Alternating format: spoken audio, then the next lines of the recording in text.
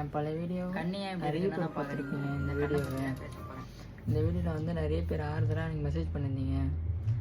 இப்போ அவனுக்கு சீக்கிரமாக சரியாயிடும், நான் கடவுள்கிட்ட வேண்டிக்கிறேன், அந்த மாதிரிலாம் நிறைய பேர் ஏகப்பட்ட பேர் மெசேஜ் பண்ணியிருந்தீங்க. அதுக்கெல்லாம் ரொம்ப நன்றி.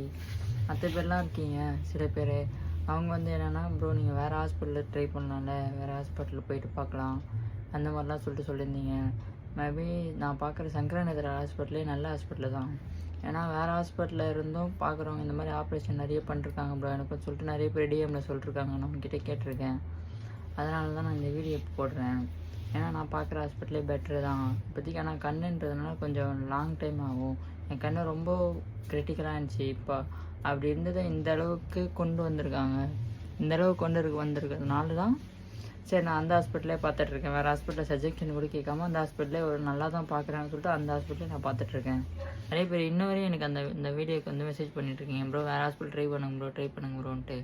எனக்கு மேபி இந்த ஹாஸ்பிட்டலே ஓகே தான்ன்றதுன்னு தோணுது. அதனால சொல்லிட்டு தான் நிறைய பேர் மெசேஜ் பண்ணின்னு இருக்கீங்கன்றதுனால நான் இந்த வீடியோ சொல்கிறேன்.